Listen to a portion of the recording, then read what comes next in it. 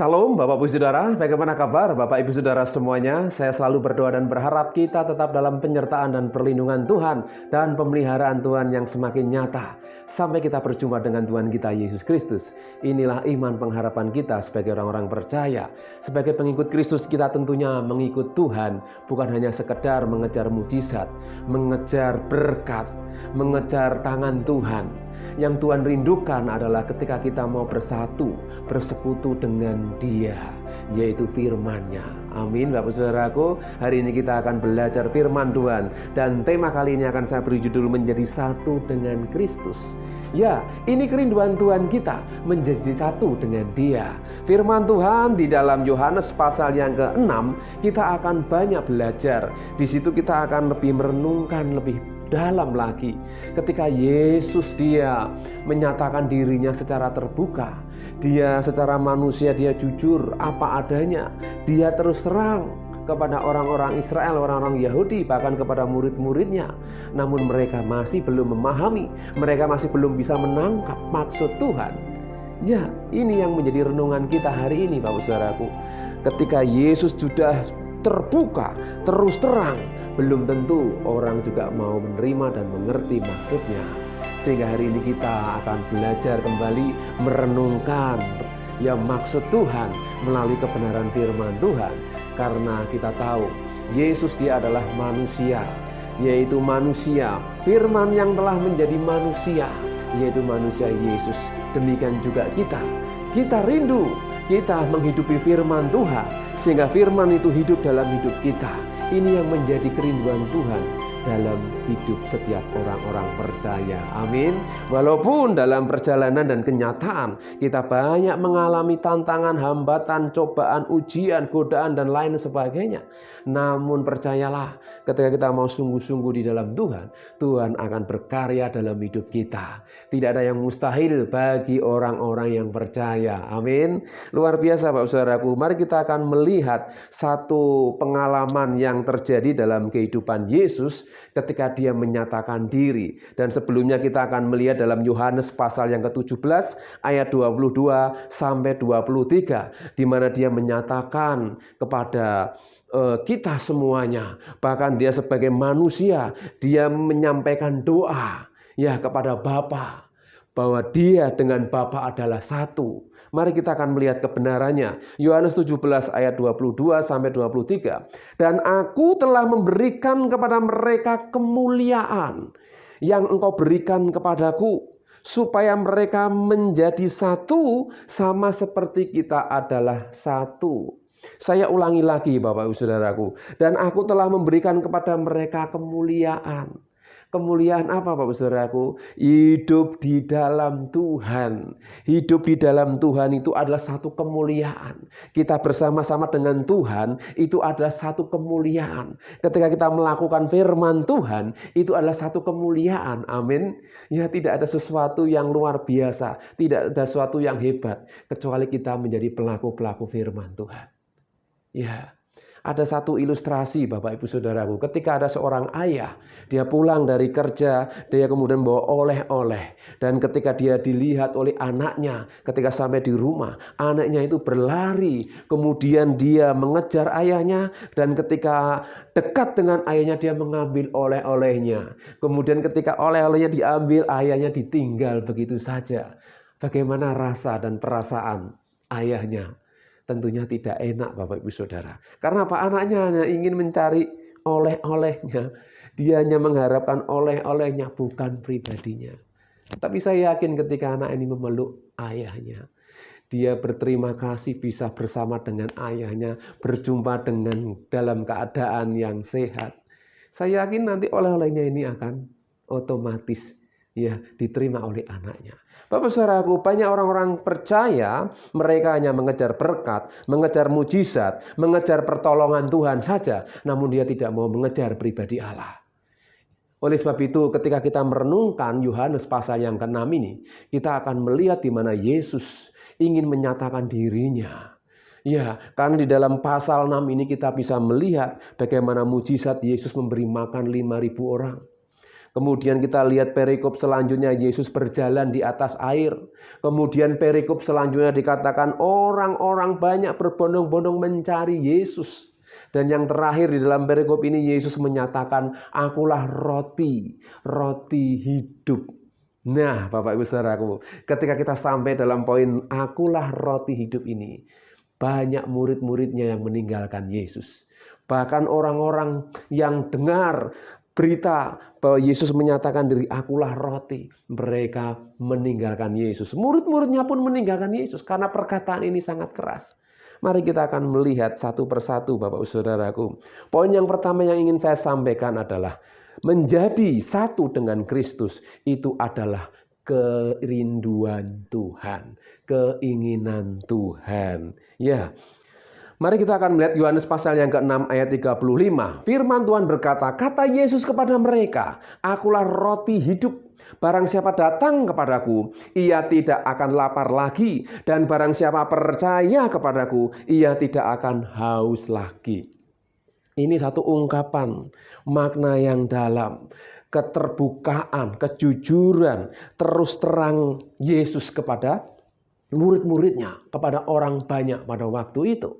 Dia mengatakan, akulah roti hidup. Barang siapa datang kepadaku, ia tidak akan lapar lagi. Dan barang siapa percaya kepadaku, ia tidak akan haus lagi.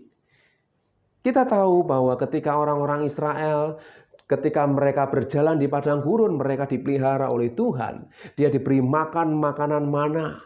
Dan kita juga tahu orang-orang Israel mereka muak, bosan dengan mana, Bapak Ibu Saudara. Secara fisik, secara nyata mereka dipelihara oleh Tuhan dengan makanan mana. Satu hari satu gomer, Bapak Saudaraku. Bahkan dengan ketat, ketika mereka mengambil lebih, besoknya akan basi.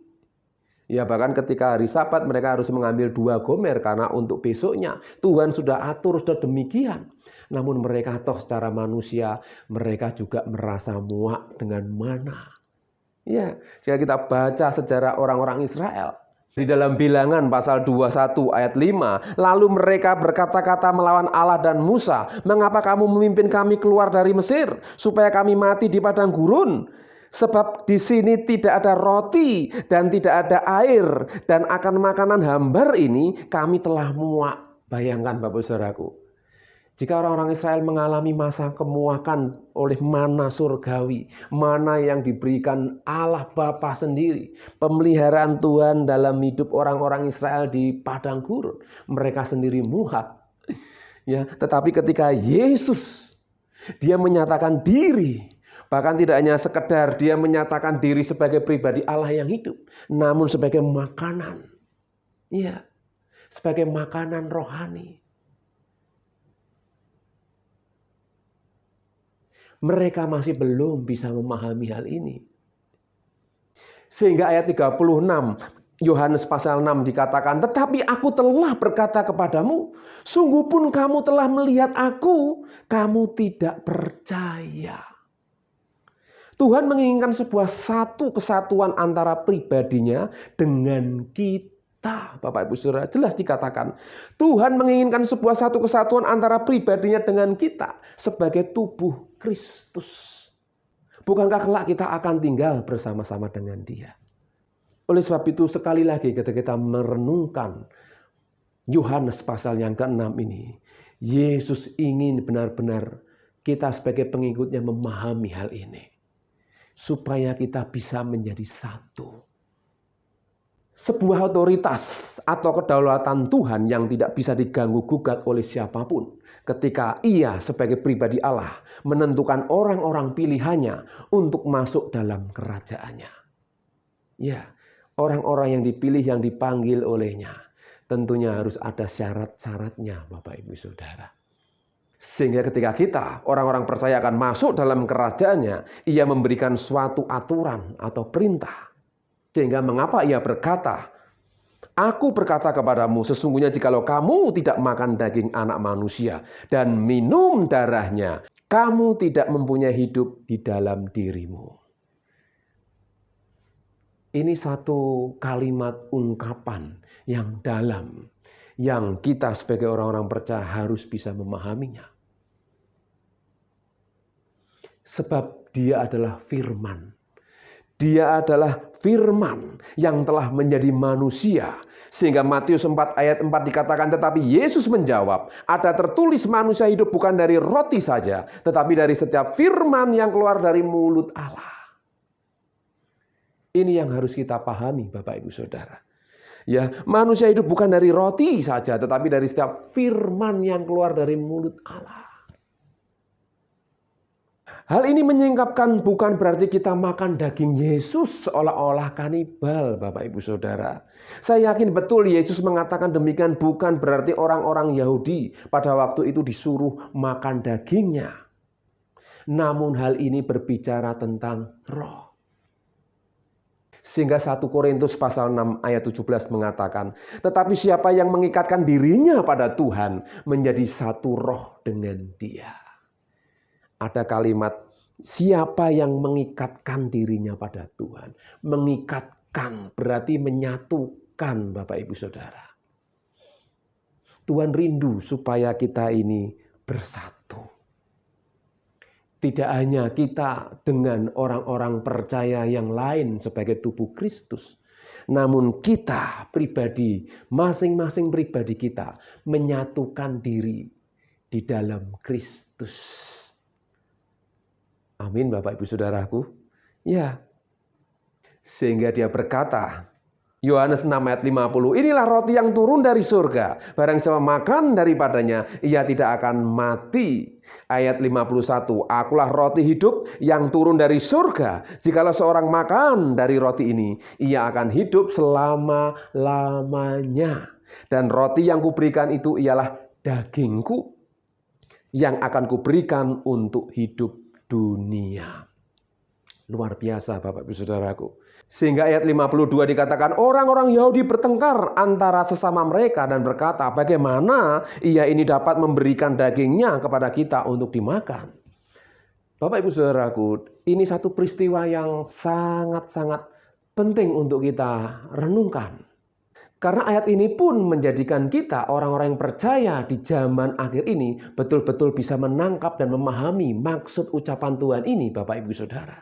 Sehingga ayat 53 dikatakan, maka kata Yesus kepada mereka, aku berkata kepadamu, sesungguhnya jikalau kamu tidak makan daging anak manusia dan minum darahnya, kamu tidak mempunyai hidup di dalam dirimu. Ini semakin tajam Bapak Ibu Saudara, semakin keras. Sehingga ketika kita baca perikop ini, Bapak Ibu Saudara bisa baca, mereka banyak yang meninggalkan Yesus. Ya, jadi dalam hal ini Bapak Ibu Saudara kita bisa menangkap untuk menjadi satu dalam Kristus, menjadi satu di dalam Yesus Kristus. Ini adalah pekerjaan Tuhan.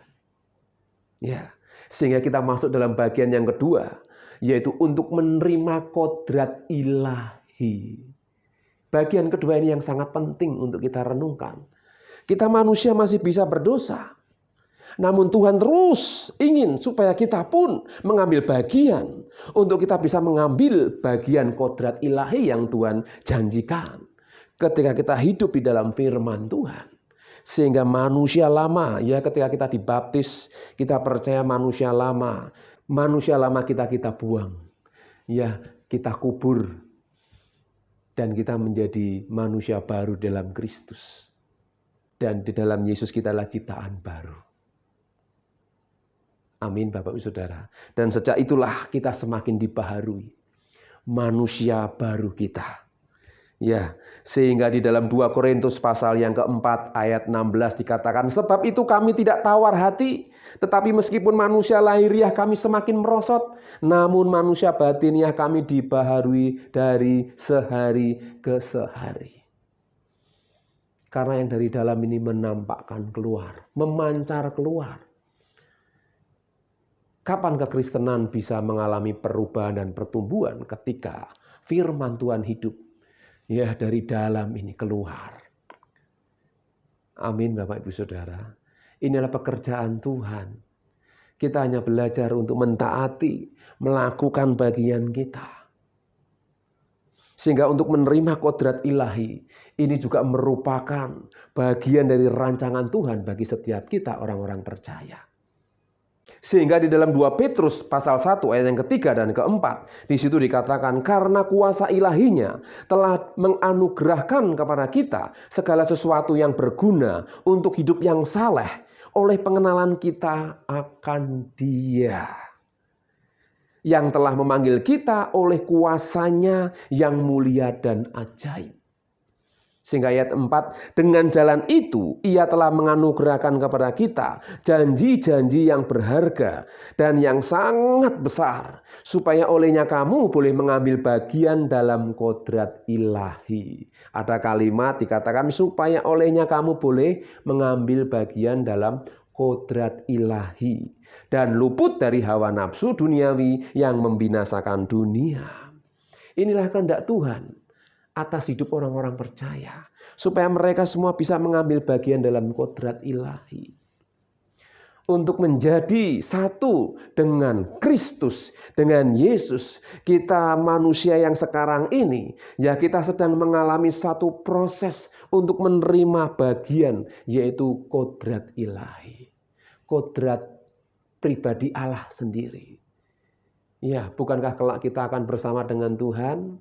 Sehingga Tuhan pun memberikan aturan, Tuhan memberikan syarat supaya kodrat ilahinya ada dalam hidup kita. Bagaimana caranya? Yaitu ketika kita menghidupi firman Tuhan dan kita menjadi pelaku firman Tuhan. Sebagai orang-orang yang berdosa, orang-orang yang seharusnya dihukum, menerima hukuman kekal, namun karena kasih anugerah Tuhan, kita diberi kesempatan untuk kita mengalami kemuliaan yang Tuhan sediakan ketika kita menghidupi dan percaya kepada firman. Amin Bapak Ibu Saudaraku. Ya, sehingga dikatakan dan luput dari hawa nafsu duniawi yang membinasakan dunia. Dunia biarlah binasa, namun Tuhan mengasihi kita supaya kita tidak binasa. Bagaimana caranya? Ya, sehingga Yesus ingin supaya kita bisa mengambil, beroleh bagian dalam kodrat ilahi. Amin Bapak Ibu Saudaraku. Sehingga Yohanes pasal yang ke-6 ayat yang 54 sampai 58 saya akan bacakan ayat ini. Barang siapa makan dagingku dan minum darahku, ia mempunyai hidup yang kekal, dan aku akan membangkitkan dia pada akhir zaman. Sebab dagingku adalah benar-benar makanan dan darahku adalah benar-benar minuman. Barang siapa makan dagingku dan minum darahku, ia tinggal di dalam aku dan aku di dalam dia. Sama seperti Bapa yang hidup mengutus aku dan aku hidup oleh Bapa. Demikian juga barang siapa yang memakan aku akan hidup oleh aku. Ayat 58, inilah roti yang telah turun dari surga, bukan roti seperti yang dimakan oleh nenek moyangmu, dan mereka telah mati. Barang siapa makan roti ini, ia akan hidup selama-lamanya. Amin Bapak Ibu Saudaraku. Saya harap kita bisa menangkap pesan firman Tuhan hari ini, bahwa kita tidak hanya sekedar makan roti, makan makanan yang bisa binasa, namun ketika kita makan firman, apa yang dimaksudkan Tuhan bagi orang-orang Israel, murid-murid Tuhan, bahkan sampai hari ini, ya mereka bisa menangkap bahwa firman itu kuat. Ya, bahkan dikatakan firman itu kuat dan tajam. Dia bisa menusuk sampai ke sendi-sendi, ke tulang-tulang, sum-sum, Bapak Saudara. Maksudnya apa? Kedalaman. Kedalaman hidup kita, dalam hati kita. Sehingga bagi Tuhan tidak ada yang tersembunyi. Dia tahu isi hati kita. Sejauh mana kita percaya kepada Dia, sejauh mana kita yakin bahwa firman-Nya adalah kehidupan, bahwa Yesus Kristus itu adalah pribadi Allah. Dia adalah firman itu sendiri dan kita harus menikmatinya. Kenapa kita harus menerima tubuh dan darah Yesus, yaitu perjamuan kudus, supaya kita mengingat bahwa kematiannya untuk memberikan keselamatan bagi mereka yang percaya. Ketika kita makan roti, kita diingatkan tubuh Yesus yang mati di atas kayu salib, digantung di atas kayu salib sebagai korban ganti kita, supaya kita pun belajar untuk menyangkal diri dan pikul salib. Kita semua orang-orang percaya, belum ada yang sempurna selama masih hidup di dunia ini. Namun kita yakini selama kita tinggal di dunia ini, ketika kita terus bersekutu dengan firman Tuhan, kita akan semakin dikuatkan. Dan kita dibawa kepada kesempurnaan. Kemuliaan yang Tuhan sediakan bagi mereka yang percaya dan mengasihi Dia. Amin Bapak Ibu Saudaraku. Ya, karena jelas barang siapa makan roti ini, ia akan hidup selama-lamanya. Saya akan tutup di dalam satu firman Tuhan. Efesus pasal yang ke-5 ayat 31 sampai dengan yang ke-33. Ini ada hubungannya dengan kehidupan suami dan istri juga Bapak Ibu Saudara. Ya, ternyata ada hubungannya. Mari kita akan melihat Efesus 5 ayat 31. Sebab itu laki-laki akan meninggalkan ayahnya dan ibunya dan bersatu dengan istrinya sehingga keduanya itu menjadi satu daging. Ya, ayat ini juga memberikan gambaran ketika seorang laki-laki dan perempuan mereka menikah, mereka harus meninggalkan orang tuanya dan menjadi satu dengan istrinya dan dengan suaminya, dan dikatakan mereka keduanya menjadi satu daging. Itu berbicara tentang daging yang akan binasa. Tubuh ini Bapak Ibu Saudara, itu saja menjadi satu. Suami dan istri. Ayat yang ke-32, rahasia ini besar, tetapi yang aku maksudkan ialah hubungan Kristus dan jemaat. Nah, ini Bapak Ibu Saudaraku yang ingin saya sampaikan, bahwa rahasia ini besar. Hubungan antara suami istri pun itu juga gambaran hubungan dengan Kristus, dengan jemaat. Kita sebagai jemaat Tuhan, tubuh Kristus, Dia, Yesus sebagai kepala, kita harus menjadi satu. Amin Bapak Ibu Saudara. Karena rahasia ini besar Bapak Ibu Saudara. Dan itu harus disingkapkan, harus dibukakan. Sehingga orang-orang yang percaya kepada Yesus semakin mengerti dan memahami konsep kehidupan ini. Hanya ada satu kesatuan di dalam Yesus Kristus. Ya, di dalam Yesus Kristus karena ada kasih. Ya, kasih yang mempersatukan. Sehingga ayat 33 Efesus 5, bagaimanapun juga bagi kamu masing-masing berlaku kasihilah istrimu seperti dirimu sendiri, dan istri hendaklah menghormati suaminya. Bapak Ibu Saudaraku, berbicara tentang kesatuan di dalam Kristus, kita bisa banyak melihat di dalam Alkitab. Di sana banyak diberikan contoh, banyak teladan bagaimana kita benar-benar memiliki satu kesatuan. Dan saya rindu kita sebagai umat Tuhan, gereja apapun, denominasi apapun, aliran apapun, kita memiliki Tuhan yang hidup, Tuhan yang besar, Gembala Agung yang satu yang harus kita hormati, yang harus kita sembah, yaitu Yesus Kristus. Karena Dialah yang menyatukan kita. Tanpa Dia kita tidak bisa apa-apa. Tanpa Dia kita mungkin tidak bisa bersatu. Namun karena Dia, hari ini kita bisa mendengar firman yang meneguhkan, firman yang menguatkan, firman yang memberikan jaminan, yaitu hidup yang kekal di dalam Yesus Kristus. Amin Bapak Ibu Saudaraku, biarlah firman Tuhan hari ini kembali lagi mengingatkan kita, membuat kita semakin memahami bahwa kita di dalam Kristus harus menjadi satu. Ya, menjadi satu, baik di dalam Kristus, di dalam persekutuan kita dengan saudara-saudara kita seiman yang lain.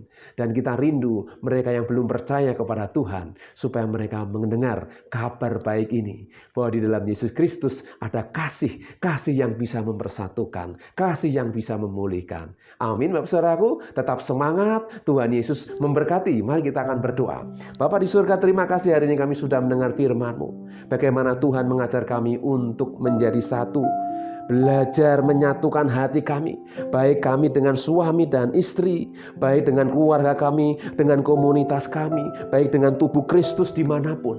Kami mau belajar Tuhan, bahwa Engkau Tuhan yang mempersatukan kami.